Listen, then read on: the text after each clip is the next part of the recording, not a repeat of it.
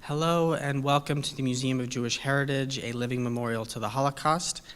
I'm Gabriel Sanders, public programs producer at the museum, and thank you for being with us tonight for a conversation about Reign of Ash with our partner, the World Roma Federation, and our speakers, Ari Joskowicz and Petra Gelbart. We at the museum are committed to our crucial mission of educating our diverse community about Jewish life and heritage before, during, and after the Holocaust. As part of that mission, our programs illuminate Jewish culture and storytelling, historic and current anti-Semitism, resistance against injustice, and more. We hope you will spend time here at the museum and visit our exhibitions, The Holocaust, What Hate Can Do, Survivors, Faces of Life After the Holocaust, photographs by Martin Scholler, and The Garden of Stones by Andy Goldsworthy. We are looking forward to this fall when we will open Courage to Act, Rescue in Denmark, the museum's first exhibition for visitors elementary aged and older about the incredible story of the Danish rescue. Learn more about the museum, our exhibitions, and our work at mjhnyc.org. Your participation, donations, and membership make the museum what it is. We are grateful to our members who enjoy exclusive programs, exhibition previews, and free admission. Learn more, make a donation, and join at mjhnyc.org/join. You can also find information about our upcoming public programs on our website. I want to mention that Reign of Ash will be for sale in our visitor services desk in the front lobby and will also be available online at mjhnyc.org/shop. Before I pass the microphone, I'd like to ask everyone to silence their cell phones or anything else that might make noise during the discussion. I am now pleased to introduce Denny Dobrov, Director of the World Roma Federation.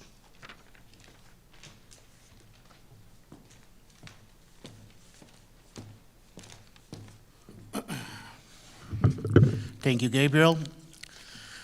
Ladies and gentlemen, distinguished guests, and fellow literary enthusiasts, welcome to this book talk event taking place at the prestigious Museum of Jewish Heritage. We extend our heartfelt gratitude to the museum for hosting this vital gathering, providing us with the platform to engage in open dialogue and delve into the important stories that have shaped our collective history. The Holocaust witnessed Jews and Roma people suffering through unimaginable horrors side by side. While the Jewish experience has been given significant attention, the plight of Europe's Roma has unfortunately been largely overlooked. Events like these are crucial in shedding light on untold stories and fostering understanding for future generations. Today, we are honored to inaugurate the first event and to welcome the book talk of Ari Joskowicz, latest book, Reign of Ash, Roma, Jews, and the Holocaust. This groundbreaking work unveils how Roma communities turn to Jewish institutions and networks in their quest for recognition and reparations.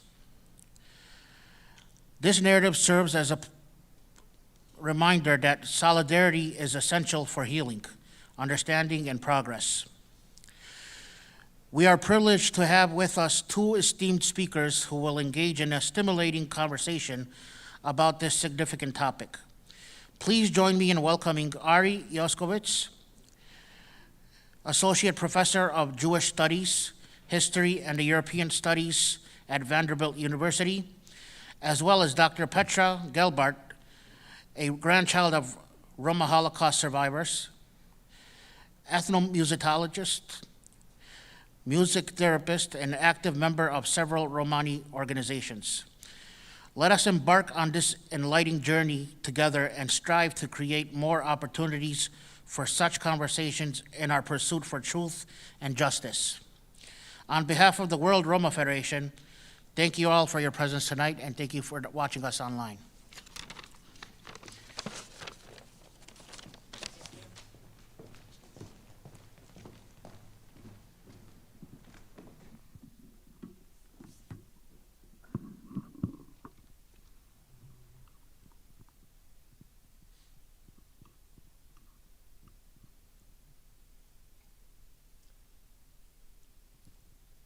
shall we get started?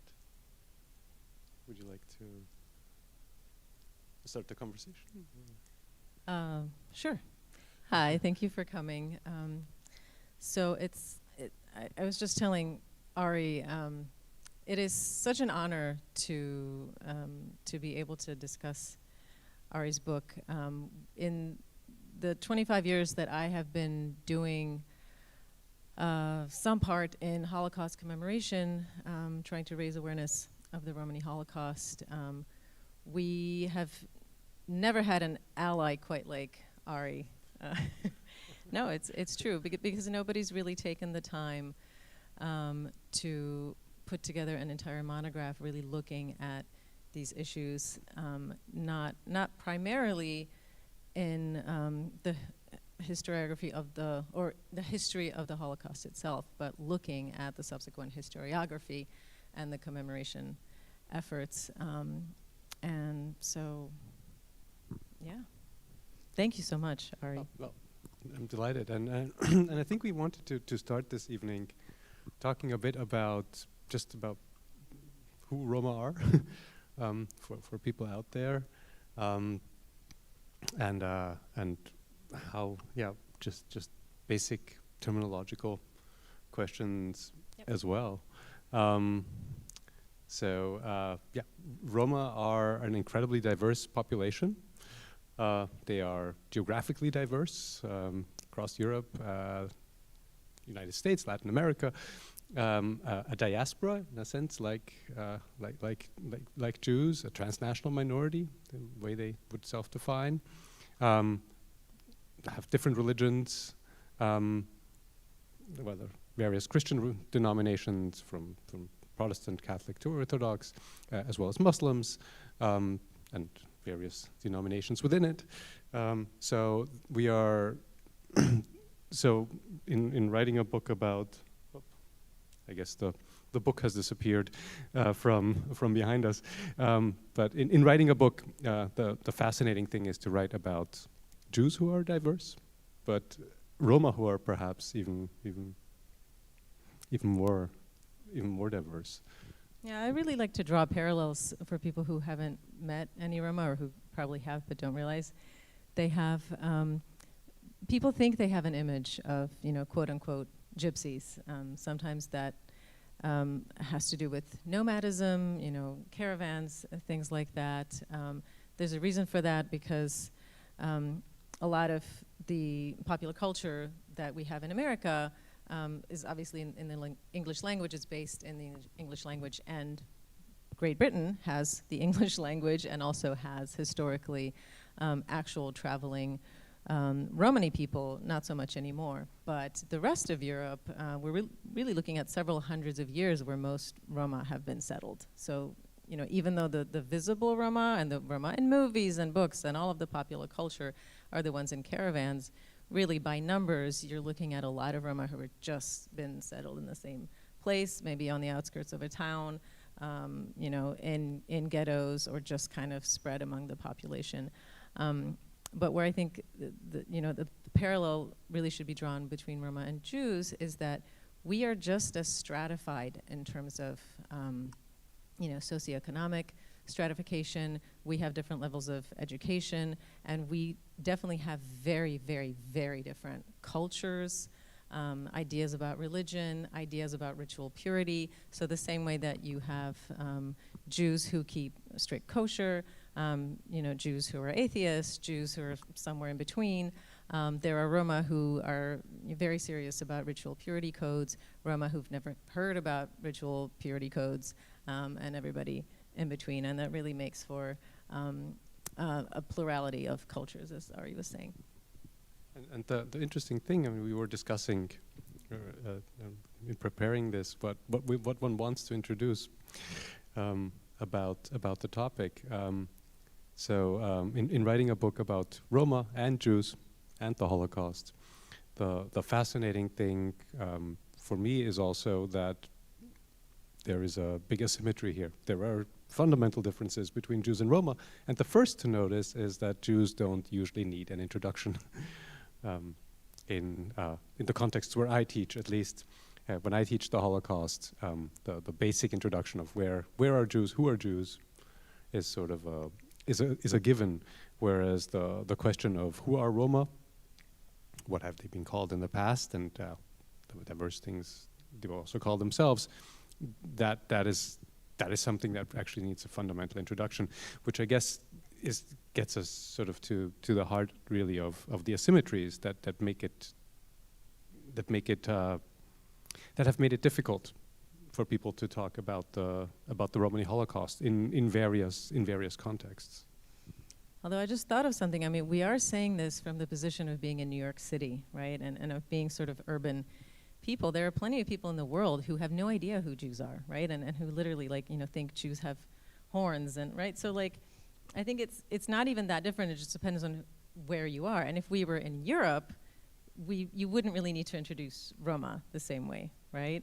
And there are definitely places in Europe where you would have to introduce Jews in that very, very basic way, and you wouldn't have to introduce Roma. Not to say that people don't have stereotypes of Roma, but yeah.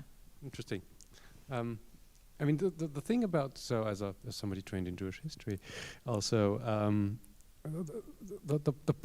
Jews have a very specific position in Christian culture. You don't need to know Jews to know Jews. You hear about them, for example, around Easter, which tended to also be an opportune time for pogroms and anti-Jewish violence. Because they are ever present, they are the stories you hear all the time. So I think I think yes, it's always contextual. I think that's fundamentally right, and certainly colleagues who ended up teaching in China or Singapore and such places are working in a context where all of it is fundamentally unclear.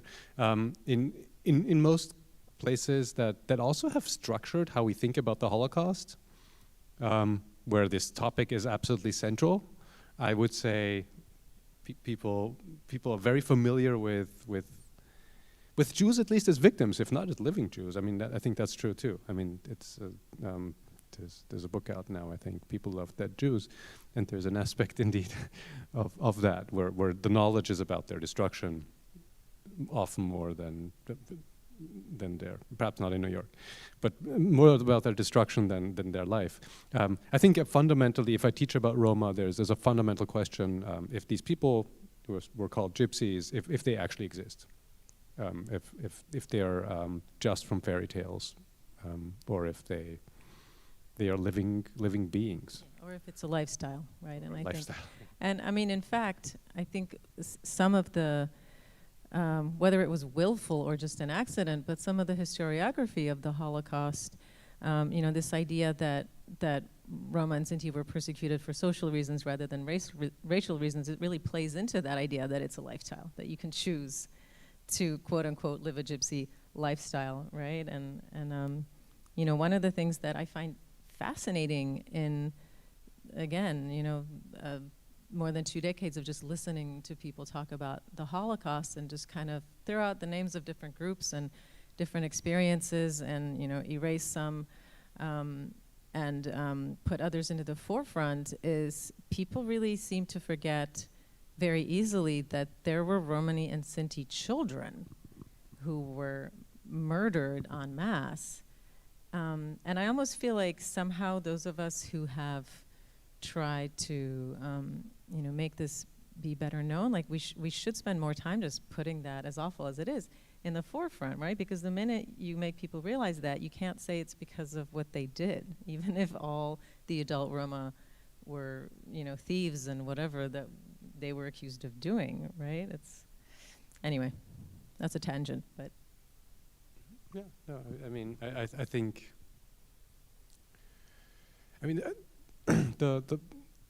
there is always so one thing I was struggling with in writing this book is also I wanted to not write a book that compares two groups.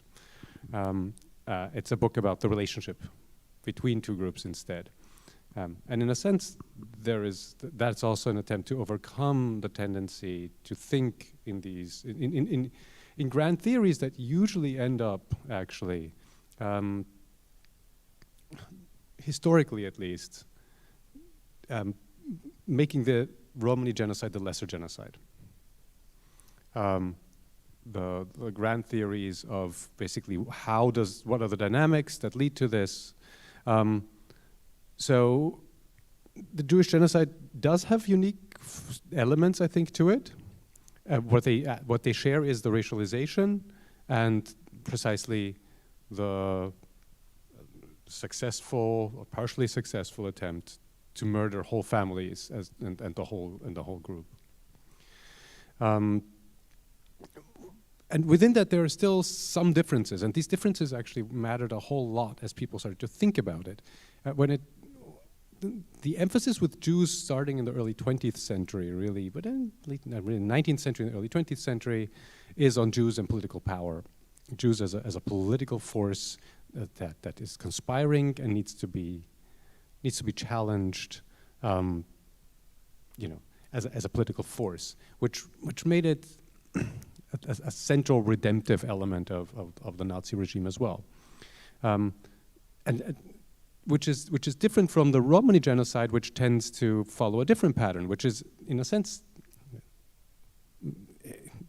not just equally, it's a different pattern that shows us different things, which is this normalization of persecution across regimes, where the experience of Roma is not necessarily the experience of Jews in the way they narrate also, I mean, depending again on where, there's a contextual element to this, but for most Jews, if you think of classical testimonies, it's Holocaust testimonies, video testimonies, which start with, like, tell me how it was before, and then you have a before, which is a life of some sort of rights. I mean, maybe you ask about was there anti-Semitism, but fundamentally it's a life of a before, very clearly. Then there's a rupture, and all those measures are unprecedented that then follow. And then there's a moment called liberation, which again is actually a complicated moment we know now, and it's not simply a moment of not just a moment of happiness, but of realization too, and of hunger very often. But then what you get is a rupture, and then you have liberty again. You have your rights back. Whereas the story of the Romani Holocaust, of Romani persecution, is one of a normalization and continuities that are much larger, which is also essential precisely for the way we would narrate what happened. So the narratives we have of the Holocaust today, the fact that we have a museum here in New York, there are others in Washington, D.C., these are achievements because the original narratives did not necessarily fit Jewish experiences, because ideas about political heroism were more essential, wartime heroism, both East and West, resistance was much more popular as an image. So there was an achievement that really came out of reframing what happened and saying, no, the central thing here is the Holocaust, is the murder of the Jews. The price of this, in a sense, is, well, on the one hand, there's not just the price. Roma actually have much more space here than they had in the political narrative, much like Jews. Like all victims of racial persecution basically had more space in the narrative that emphasizes, no, the big crime of the Nazis and the big story we need to tell is that of racial persecution, not of a, say, great patriotic war against fascism. So that is one part of it. The other part of it, however, is that precisely in the attempt to frame this achievement of, now we have a space. Now there's a distinct space in the city, in this case, where we can tell the story of Jewish suffering and resistance and Nazi policies against Jews.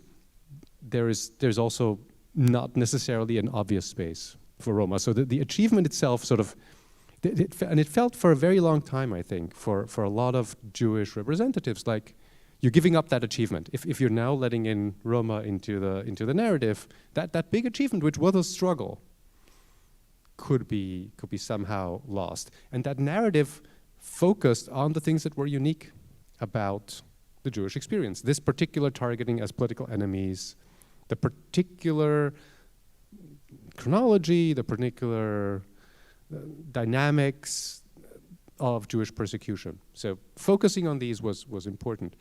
What we gain here, I think, when we look at the Romani genocide is really, well, we see a new plurality, which I should add, we've also seen in the Holocaust studies, Jewish Holocaust studies, where we've become much more, things have become much more complicated, many more types of perpetrators, both different types of regimes, neighbors killing Jews, etc. What we see here, when we include the Romani genocide, I think is we actually learn much more.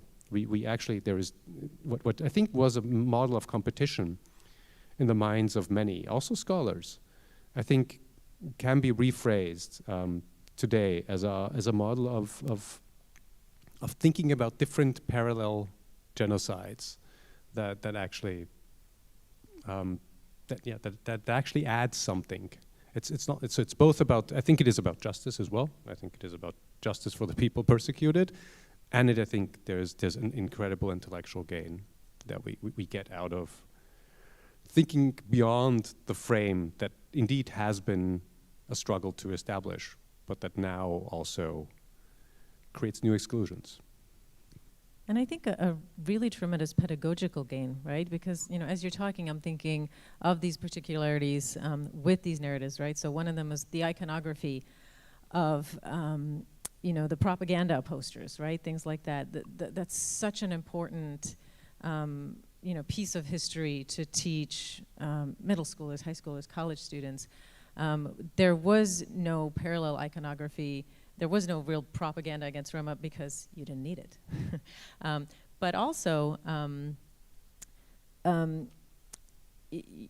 this. I think I want people to understand that that difference where, in the Jewish experience, the Holocaust really can be seen as a discrete event, whereas in Romani oral histories, it's interesting. We don't have the same kind of agreement among everybody, that this was the Holocaust and this is what we call it and this is when it started and this is when it ended. And one of the reasons is it's really not clear when it ended for certain groups of Roma. They were in camps a year or two after the war ended, right? So what does that mean about the history of how governments, would sort of contain Roma or try to kind of contain this whatever threat they thought it was. And so just as, we get a lot of pedagogical mileage out of looking at these particularities of, again, just, the Jews as a political threat, propaganda, all of that, looking at the continuities that go, you can go back to the gypsy hunts, right? In Austria-Hungary, it was legal at certain points to just go out and shoot and kill Roma. More than a century before the Holocaust, and then the continuities afterwards where it was actually legal up until quite recently to sterilize Romani women, or maybe it wasn't explicitly legal, but it was practiced to sterilize Romani women without their full consent in several countries. And those are the things so much beyond, how many people were killed during the Holocaust, who died, where did they die, were they shot, were they in camps, and how many hundreds of thousands was it? What changed and what stayed the same? And it's so challenging to the way, your regular Holocaust encyclopedia would establish chronologies, and every museum would. So this is the example of French Romani populations. So in France, there was a term that was used to define them, which is, I would translate as nomad, which was defined in 1912 already, so it's nothing to do with, nothing with the Nazis or with France. So this is just Republican France defining certain mobile populations as deeply problematic and forcing them to have special ID cards. Defining them actually by a social practice, but revealing you never lose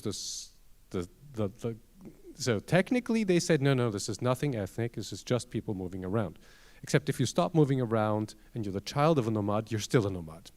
So you can see the, it's a lifestyle, but you can never actually lose it, because if you lose it, you still have it in you. So it's a paradoxical and racialized understanding. So the internment, some internment models, some internment actually already started during World War I and then stopped again. You had massive police surveillance of these populations.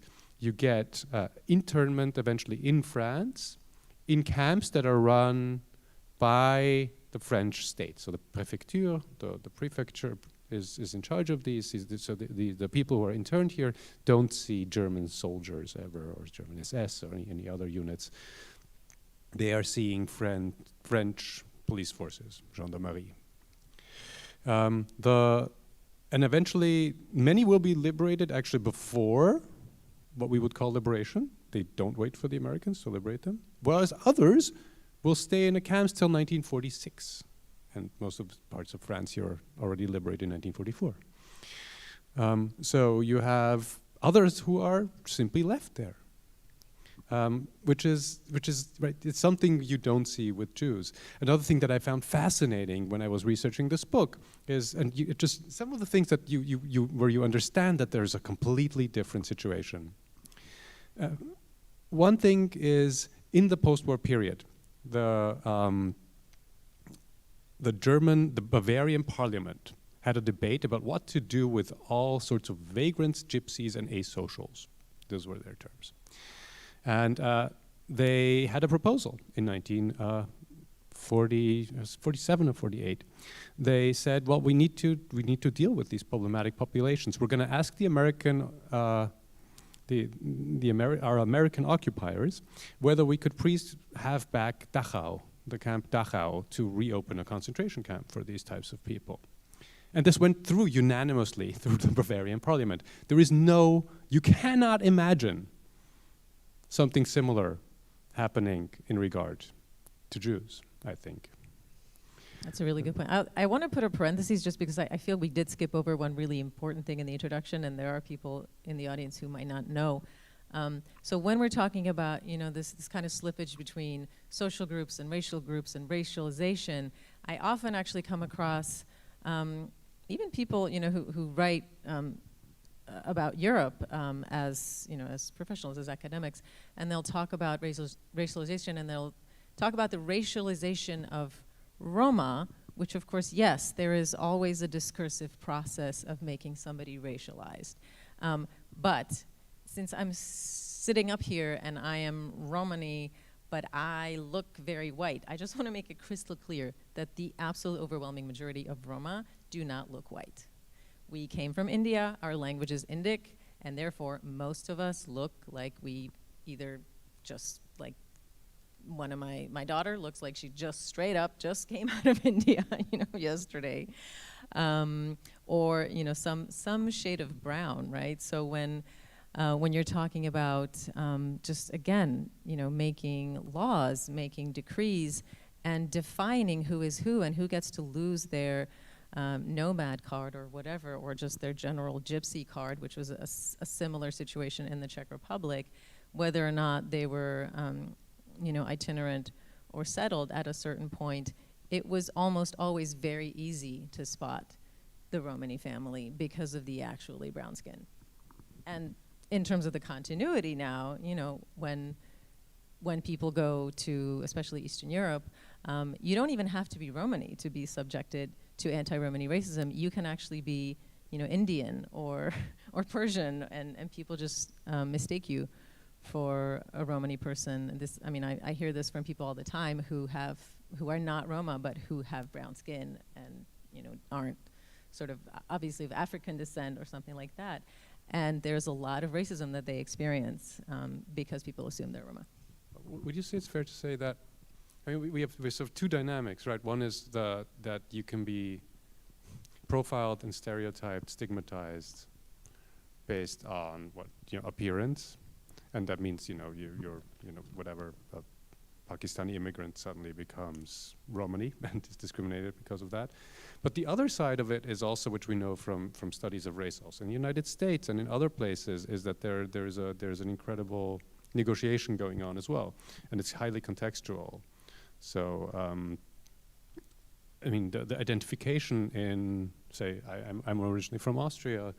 I think and there's one province that has the largest Romani population within Austria. It's the Burgenland, which used to be part of Hungary, then became part of Austria. And I think the understanding is a specific last name, Stoica, plus the address, because a Hungarian last name means nothing. But the locals will know you live, say, am Anger, you live further out in a particular, you need a certain list of references to make sense of the world. And so there's it goes by these things. And then we know a lot of examples actually from places like Romania. So one thing that is unique about the Romani genocide as well is, so Roma and Jews have very different ways of creating communities. Jewish communities are highly formalized very early on. They have a list. What the Nazis will do very often when they enter a country is they will go for the civil registries, where you will list who is a Jew, and they can go to Jewish communities, who are usually state-mandated communities who have lists of Jews. There is nothing quite equivalent for Roma, even though there is the internal passport in the Soviet Union. There's some administrative things, but this is generally not how Roma are defined. So they need to come up with different ways of identifying Roma. So let's say Einsatzgruppen, these shooting squads, come to a village. Or Romanians say, we will deport all Roma of a particular category. And they went through two waves, first nomadic, then other problematic settled ones. So there is basically a process where they say, now locals, please identify to us who are the Roma. And then a negotiation will go on, which is, we know this from Romania, where villages will say, well, this person these are gypsies. We're certain these people are gypsies. This is his brother. He is not a gypsy. He's our blacksmith. So you get, in these types of, so you get a very uneven, cruelly uneven persecution as well.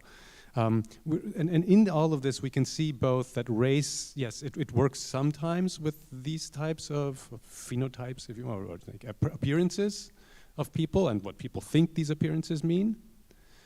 And in other contexts, then it turns out there is incredible leeway of, who is, other scholarship will call it an honorary white person. Basically, so where suddenly these things don't matter. Where all the other elements of that create social reality, occupation, social status, clothing, all of this will somehow add up to make people appear, change status in some way. Yeah, absolutely. And you really see that today. And you can be totally white-skinned, but people will know you're Romani, and you can be pretty, definitely not white-looking, like my mom, definitely doesn't look white, but people be like, no, there's no way she can be a gypsy because, right, dress, accent, whatever. But I do actually want to say, even this fact that we agree upon, that it's so contextual, I think needs to be contextualized with reference to the Holocaust, because depending on the location, I think that fuzziness had greater or lesser salience, right, depending on, and so that's how you could have, people who were in the Wehrmacht and who did not even necessarily know that they had Romani background, and they ended up being gassed, right? Or just in my country, the Czech Republic, where it was just didn't really matter what your occupation was, what your stratum was, settled, itinerant, whatever, and it was like pretty much 90% of the Roma and Sinti population was killed. Whereas in other areas, and even to this day, it's so interesting how people negotiate it, right? Like they're at a university or they're a doctor in a hospital, and how do you negotiate your name, how you look, whatever, to try to basically survive in your professional setting, right? I mean, I'm not trying to make equivalencies between surviving the Holocaust, but the dynamics in some ways are similar, because it isn't always as clear cut as, right, like this is this exact set of identifiers, that means this or that. I think it's also because the Romani Holocaust is more bottom-up. We do know a lot of bottom-up dynamics also for the Jewish Holocaust, I should say. This is not unique in that sense to the Romani Holocaust.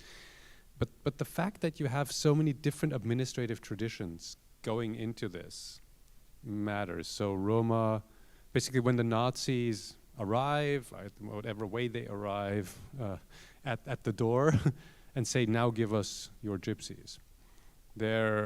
Basically the local authorities will go back to their understanding of what they think a gypsy is. So the result of this is when on May 16th, 1944, the Dutch will round up their so-called gypsies. They will round up people they categorized in a particular category, which partially is the category of caravan inhabitants, Wohnwagenbewohners. And they will send these people they will arrest them and send them to the transit camp, which is also a transit camp for Jews, Westerbork. And there the Nazis will say, those are not, sorry. I mean, 2/3 of those are, but you're gonna have to let 1/3 of these people go. I have no idea why you arrested these people. Those are just people who randomly live in a caravan as far as we are concerned. Because it is, you end up with precisely a negotiation of different discriminatory logics, if you want, different categories.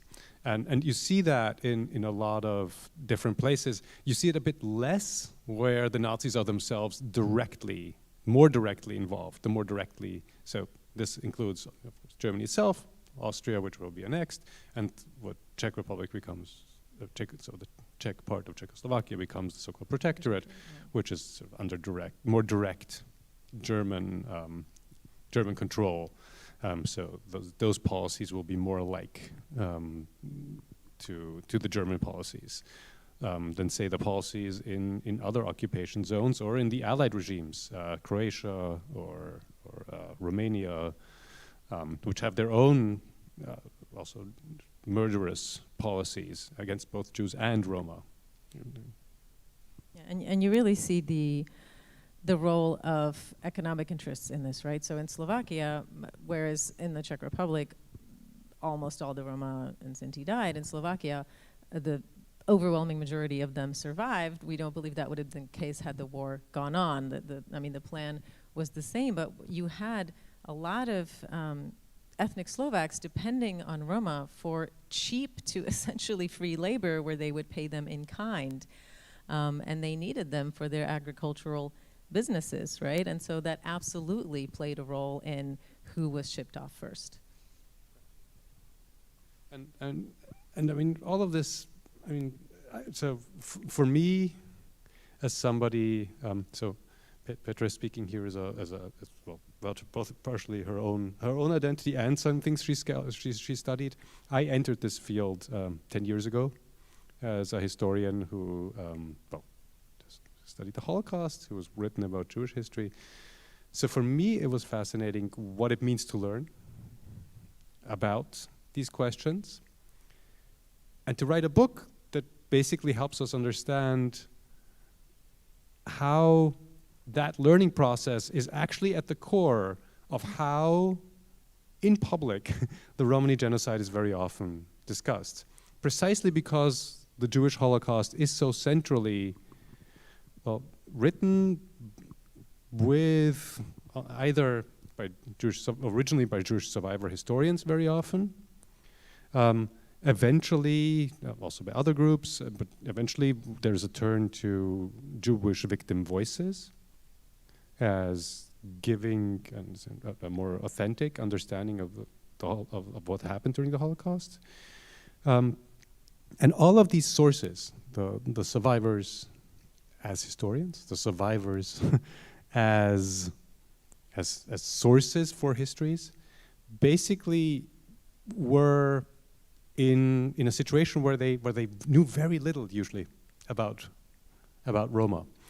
And the sort of stories we have about the Holocaust, if you want the scholarship itself, is really the result of that ignorance that continued as these two groups were actually persecuted next to each other. So it's just to give you one example. So if you look at a chronology in any Holocaust museum, I believe, you would, you'd have Hitler comes to power, you would have very early laws that exclude Jews, or you would have the boycott of April 1st against Jewish shops, April 1st, 1933. You'd have the first laws to exclude them from the civil service. You'd get the Nuremberg laws in 1935, and then you'd move to annexation of Austria, and then so-called November pogrom or Kristallnacht, and the first real big mass arrest as well of Jews who will end up in concentration camps. And preceding this, most of the camps are really built for, the real concentration camps are built for political enemies. What is missing from this chronology that I just mentioned is a step that indeed isn't simply part of the same flow. I think these are all, but it's how we construct histories, to some degree, but it, in a sense it stands apart, but it should be part of it, which is the German Romanis, Sinti and Roma, as they're called, who will be put into municipal camps, starting the very first one in 1935, but mostly in 1936. These are municipalities.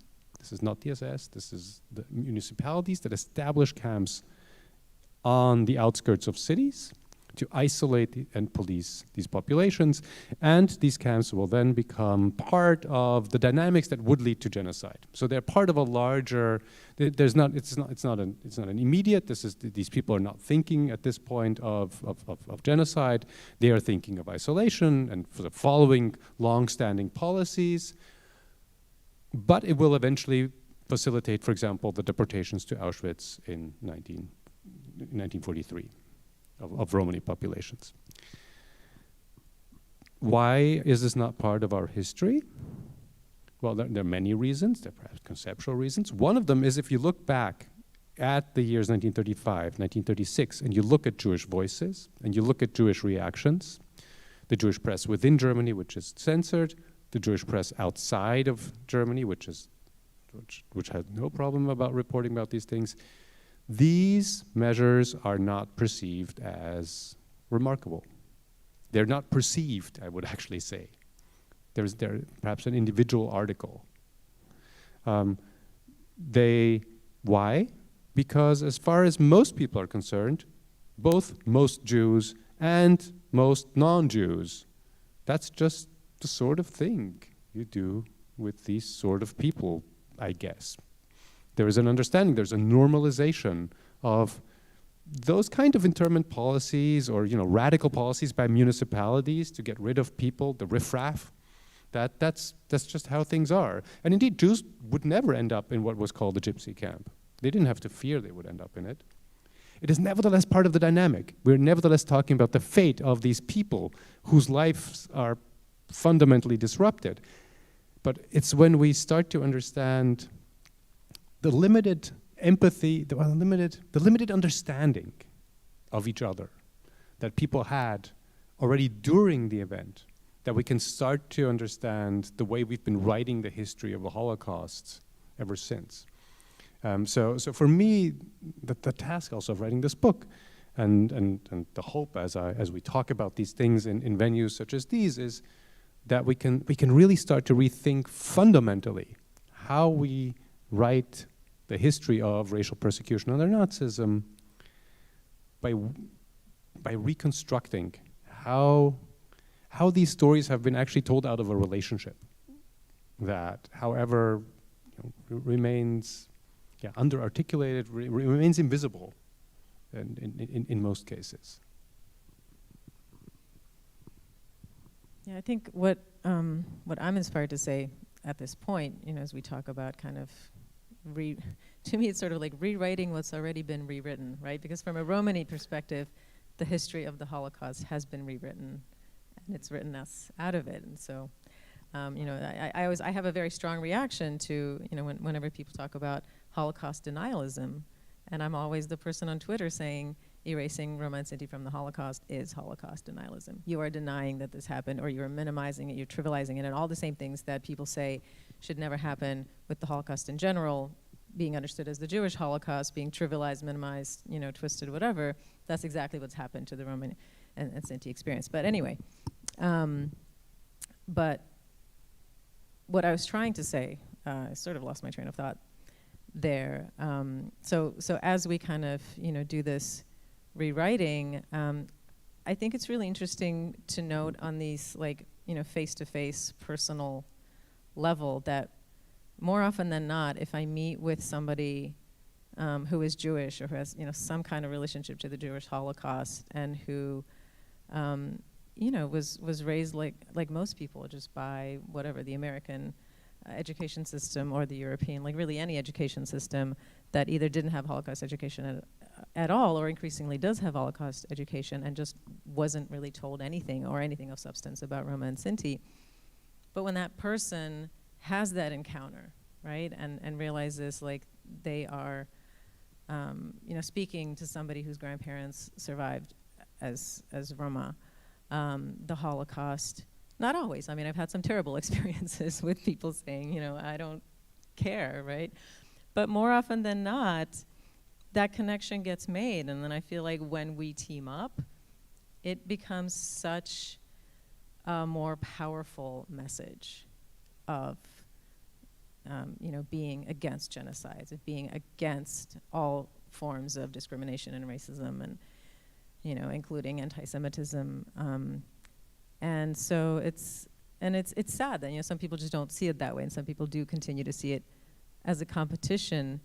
But I think if you look at just, the audiences we're trying to reach, the young people, there are only gains to be made, right? There's really no losses when we team up to do this rewriting.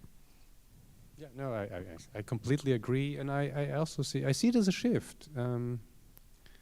I see it as a natural shift. So I don't think I would. I guess trying to study where people come from. And I think the Romani genocide is silenced. Denialism is a strong. Denial has a strong. Where should I put it out? It's a motivated crime, right? It's an attempt to silence. In a way, I think something. So I think there are just a lot of things going on, and indeed, I think it's the anxiety also of survivors, right? There's of what it means to share, and what it means to share just changes over time and in different contexts. Where I think today there is an understanding that this sharing is indeed mutually beneficial, and there are just contexts where this happens better, and this is not always a happy story. I think one place, one thing that I noticed is the alliances were better the worse democracy is doing. You basically have very solid alliances, I think, in places like Hungary, with Jews and Roma understanding the price of what it means when democracy is undermined, and seeing them each other as shared targets. I think I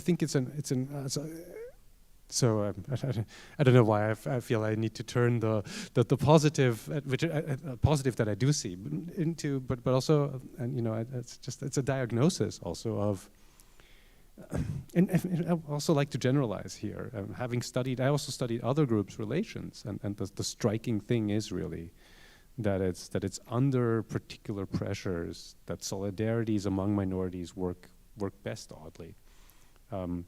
Because one thing we should just not assume is that minorities naturally experience solidarity with each other. Whether they do, I also don't think they necessarily don't. It's rather whether they do or whether they don't has a lot to do with context and what you gain from it. So for the post-war period, the Jews who tried to say, look, we are as pure, as heroic, as these political prisoners who are being celebrated all the time. These, the resistance, the French resistance, the other resistance fighters in various countries who are actually marginalized very rapidly as well, but who are at least mythologically made central. And Jews are saying, no, we want the same benefits. And in tons of countries, they have to fight to get benefits. And in some countries, they barely get them. In countries like Belgium, basically, and Austria, and a lot of countries, the only way Jews will get benefits and compensation is by saying they're sort of honorary political resistance fighters. So the way that the logic there worked usually is that it worked through the exclusion of people who were deemed impure victims. And that meant very often people who were called gypsies. It meant people who were deemed asocial. Meant people, certainly people who were deemed criminals. All these people had to be, even if they suffered next to them in the camps, even if clearly what the fate they faced is completely disproportionate, even in the case of criminals, to anything they would have done. This has nothing to do with criminal justice. This is simple persecution. But it was very clear for Jews, much like for political prisoners, to elevate themselves. They had to differentiate themselves from the people who were unwanted. And this, I mean, it's deeply problematic. But I think there's the element of the historian who's trying to understand, I guess, where I can see where the logic came from. And one thing that happened since especially in the last 25 years or so, it's in the 80s and 90s have their own dynamics of this early push for museums, monuments, etc., which were about resources as well. But ever since, I think there is a changing understanding of what all of this means. And you have many more, a stronger push for something for broader understandings. And I think it's because they make social sense. So I think these are also fascinating case studies in how do people create solidarity among the marginalized. And for me, it does come down also in part to, this was the other way I sometimes phrase what I was trying to do in this book, is how do we know about the suffering of the other? And how do we really know about that suffering and allow it to be represented? So I think what we can see here is there's a real trajectory, a real history that moves from the wartime period when these groups indeed they suffered next to each other, but they did not necessarily suffer with each other, did not understand each other very often. We get a legacy of that as this memorial culture builds up, where individual Jews indeed are really instrumental in speaking about the Romani genocide, but it's isolated voices, and they usually don't speak to Roma, they speak to other Jews about that. And eventually we get to that point, and it's a fairly recent history of Jews and Roma sitting on podiums together, sitting in commissions together, committees together, doing all the, whatever, unpaid intern work together, the sort of things, the sort of places where history, in a sense, is created. And really engaging in what is still, I think, a fairly asymmetrical conversation in where resources are very unequally distributed, where one side has many more resources than the other, but where there is a dialogue with an understanding, and where, for example, I can see that the Romani activists expect the Jewish activists to know some basics. I mean, among young people, again, it depends. It's generational, it's contextual, but in the places where you go to whatever NGOs in Europe, etc., Jewish youth organizations, just Jewish students of Germany, say, or these sort of organizations, there's an expectation that they'll know that there's a basic understanding that they would have never assumed in the 1950s, 1960s. Yeah, actually, I kind of think Germany, funny enough, is a special case where, like, I have a soft spot for Germany because they almost uniformly, you don't have to explain the basics of being Romani to them. Anyway, I probably should wrap up and take questions. Yes, we're also, so thank you for listening to us, and we are delighted to have others join the conversation as well. Yes, if anyone has questions here, and then to people joining on the live stream, if you have a question, we'll ask those as well. That was a great conversation. I just wanted to ask you, Ari, based on your book and the research you've done, have you come across anything that specifically states that based on what Petra just said about the ongoing encampment of the Roma community, let's say in the post-Holocaust, let's say in 47, 48, 49.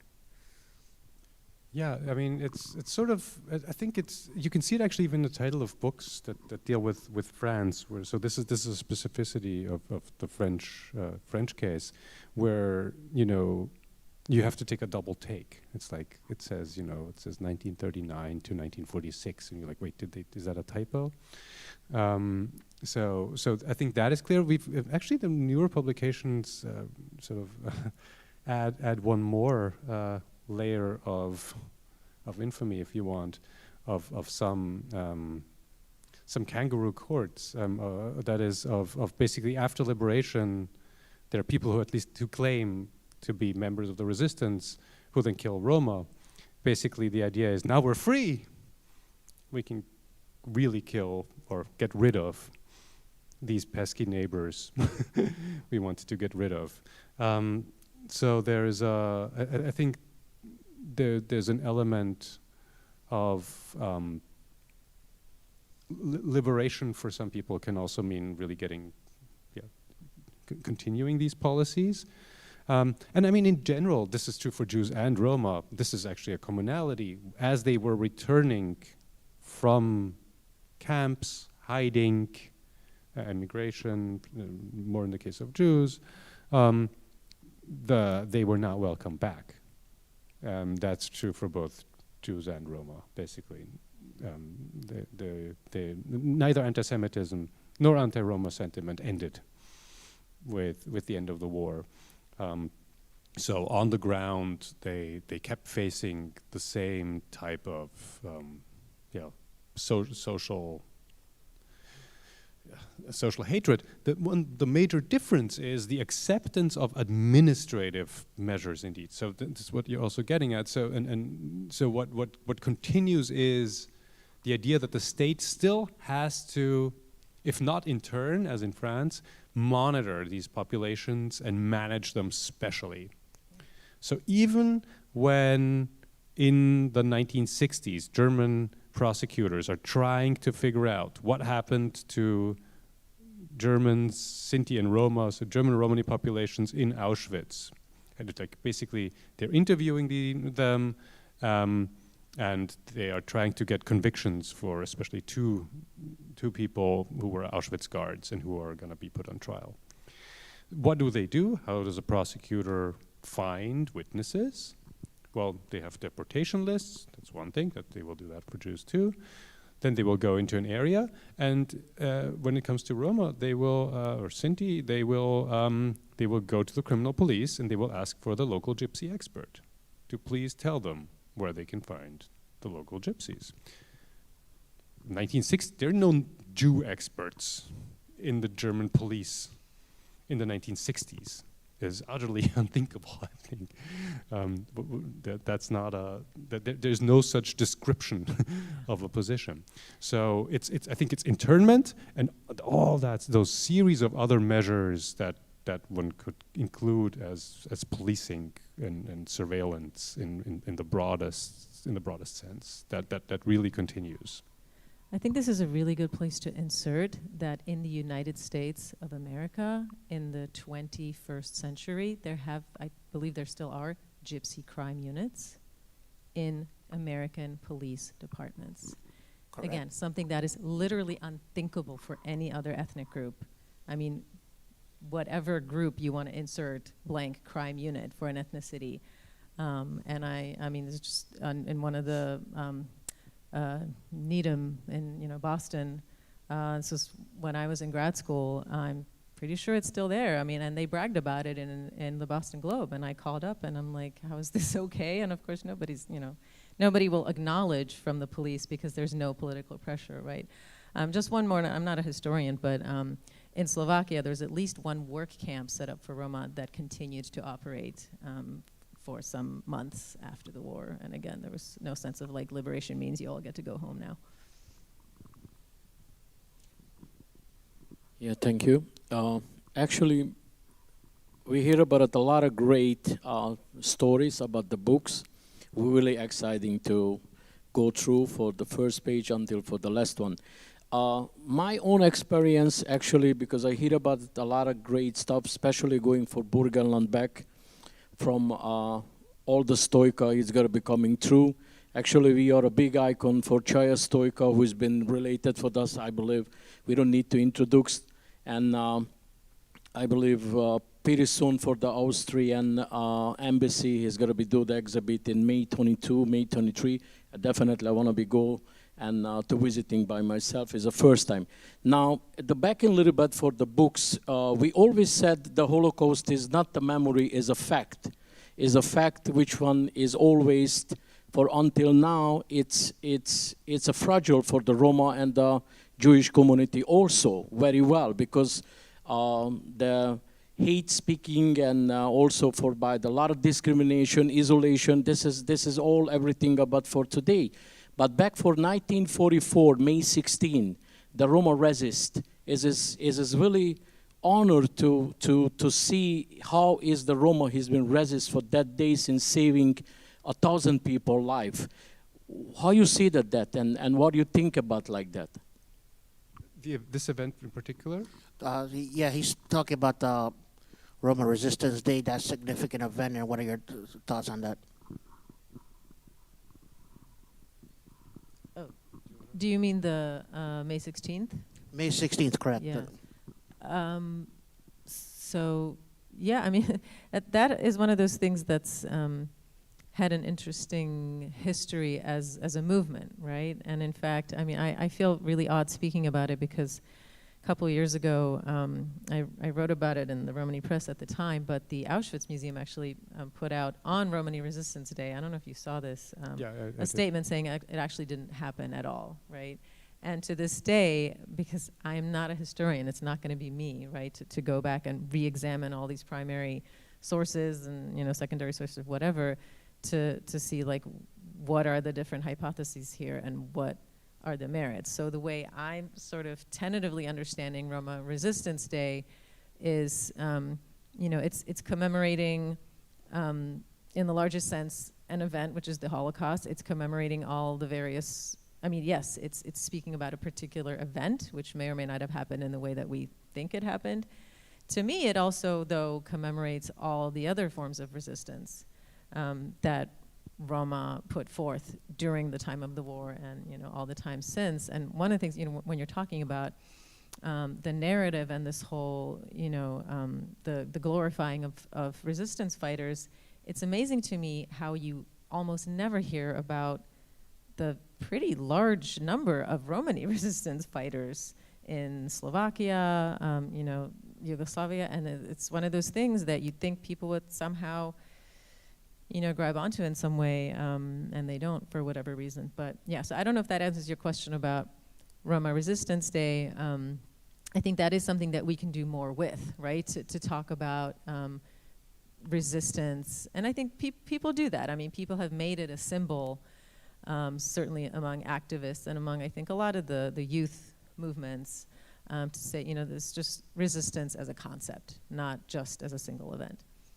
I think that works very well for me, and we have the very best evidence for actually very active Romani resistance for August 2nd also of 1944, which is the night that the whole so-called gypsy camp, this sub-camp called B2E of Birkenau, is liquidated in a single night.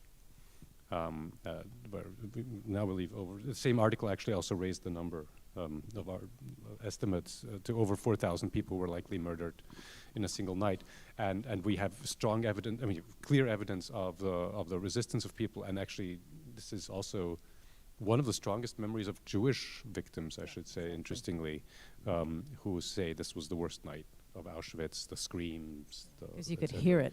You could hear it. You couldn't see. It's not a visual memory. It's an auditory memory, largely, because they shut off.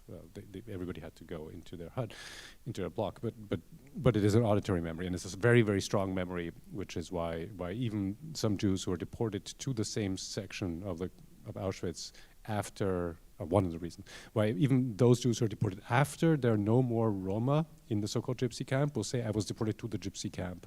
It becomes, it's that is forever associated with that location, basically.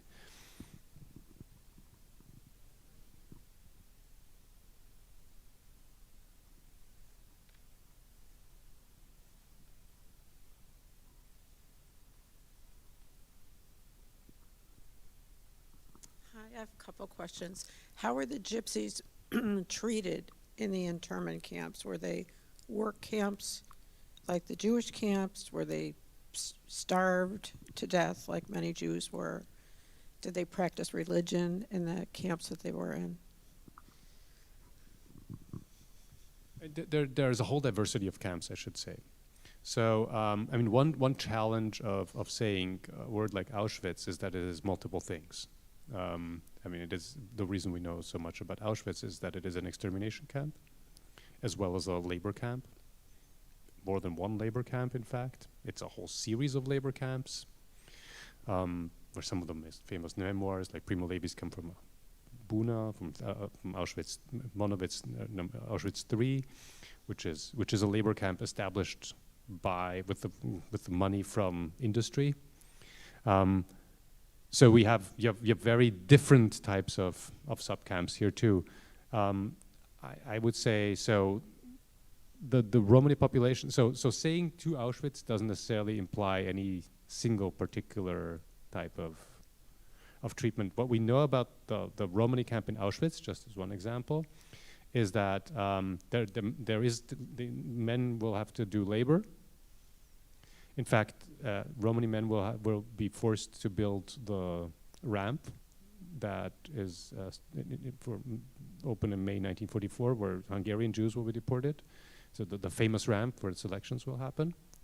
I should say Jews built the Romani camp, on the contrary. Their fates are entangled. The deaths in the camp up to the night of August 2nd happen mostly due to the situation there, the hygienic and food situation there. It is so bad, however, that several of the key witnesses about the camp, one of them is Hermann Langbein, who was a political prisoner who was able to move between camps and became the head of the International Auschwitz Committee after the war, said that this was basically the place that he found was worst, one of the worst places in Auschwitz. So we know that the majority of people deported to that camp actually die. And it's actually, I should say, there's also something, this is a camp full of children as well, who die sometimes weeks after their arrival. Also, we should mention Mengele, I think. Mengele uses this camp for experiments of various types. Some are brutal experiments where he injects things, and he has twin experiments he does there, among other things. There's also an experiment with a sickness that occurs actually naturally, called noma, which is an opportunistic infection, bacterial infection, which is nevertheless used. He then creates a whole experimental setup basically to see how it progresses, where what is a naturally occurring disease only occurs under these sort of situations, becomes part of an experiment. And I should say Roma populations will be subject of various other experiments as well. After the war, one of the first places where Romani testimony will actually happen is in trials that deal with that. The Nuremberg doctors' trials actually has 3 testimonies from from Sinti and Roma. Actually 2 for the prosecution, 1 for the defense, interestingly. But these are the first. So these experiments are, I think, are indeed one of the places where we see some of the earliest testimonies, at least, and are central, I think, to the narrative and of Romani persecution.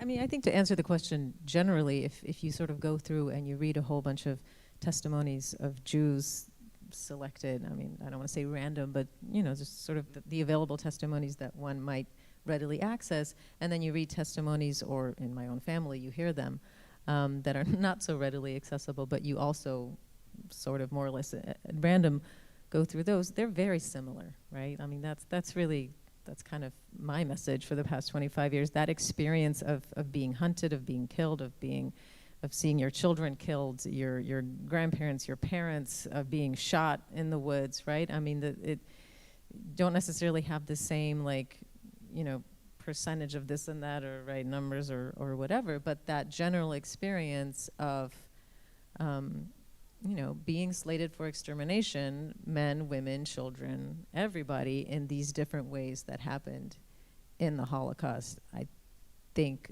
that on the ground, it's a very similar experience. No, so exactly. And to some degree, there are different chronologies, and some of them, and to some of the Romani populations basically are not murdered likely because the war ends.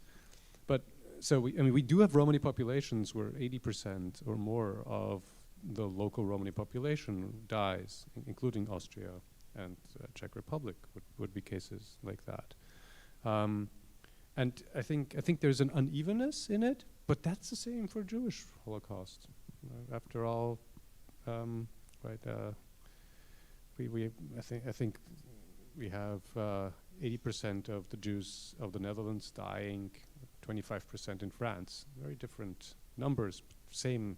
We understand that this is the same overarching process, with slightly different outcomes due to chronology of the war in part, and when these measures were started, and how the regime was trying to implement them through intermediaries or not. So there are various reasons one can list for these discrepancies, but they're not necessarily a change in what the intentionality is and where we know we would have arrived, say, if you take away Stalingrad and other battles and imagine a different outcome.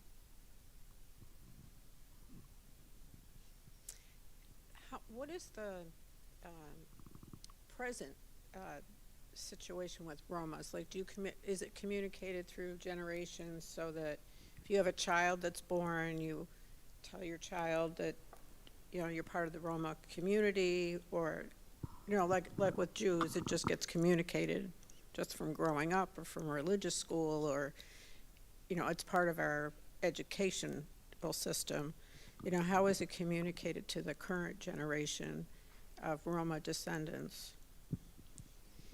Yeah, I mean, it really depends, and I think that, again, you know, not to constantly be drawing these, you know, parallels and contrasts, but I think if you look at the history of Jewish commemoration, there were huge generational shifts, right? And also dependent on what kind of Jewish education are you in. I mean, my husband is Jewish, and one of the things he said, you know, early on in our relationship, you know, he went to Hebrew school, and he resented. He thought he was too young when he was exposed to some of these, you know, really harrowing images, right? And not all Hebrew schools will do it that way, right? Not all Jewish kids go to Hebrew school at all. So I think there are as many answers to that as you might find among Jews. That said, I think, you know, in this, I would say 20 years ago, there was a pretty big difference in terms of, like, it had become very normalized in Jewish communities to narrate the Holocaust as such, and it hadn't become normalized in Romani communities the same way. But now,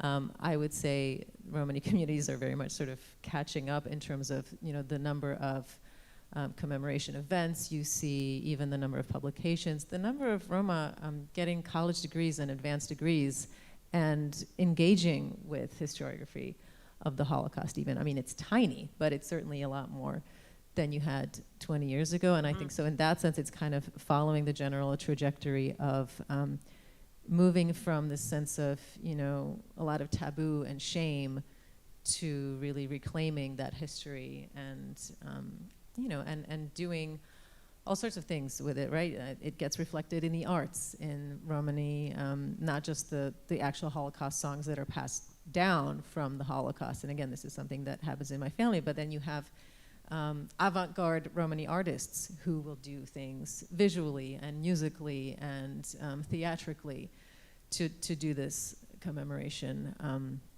And so it's much more of a reclaiming than a sort of like hush-hush, individual, private commemoration type of thing. And I think things are becoming more similar between Jews and Roma, and it has to do with a lot of things. I mean, one thing you can see in the Romani community is heritage tourism, which is the group tourism, basically March of the Living for the Jews. You don't call it tourism usually, but it is group travel with an identity purpose. You see that in the Romani community as well. It's very often the entry point for future activism, much like March of the Living hopes, at least, will happen. And the other thing is the internet. And this is where things become very equalized, because it looks really similar if you post it to commemorate, a Shoah Memorial Day or a Romani Resistance Day. It's whatever it is, whichever social medium it is, it forces you into similar forums and similar links, and so and similar ways of connecting, really. So I think memory is also increasingly digital and algorithm driven, likely. Absolutely. And all of this, well, for better or worse, sometimes makes us look more similar. It's probably. Instagrammable. One of the interesting and sort of twisted things about how the social media arena is changing all of this in America is that there's a lot of fake Roma, people who aren't Romani at all, who pretend to be, and they actually will do a lot of this work of, reposting and even making, I don't want to say memes, but like images, right? So like making some of this iconography that sometimes is of use to activists. Sometimes they will write, there was this whole, for several years, this woman wrote a blog about her family's supposed Holocaust experience, and it turned out to be a complete fraud, but that was actually part of, this has been cited. I sadly cited it in a publication because I didn't realize that she was a fraud, right? But it is, it's a testament to how much you can do on social media. You can actually, disseminate these identities, even sometimes if they're fake, right? But yeah. Okay, well, thank you so much. Thank you, everyone, for joining us. I know Ari will sign some copies of the book in the front. Thank you, Petra. Thank you, Ari. Really appreciate being Thank you here. so We'll much. see everyone soon. Thank you for having us. Thank you.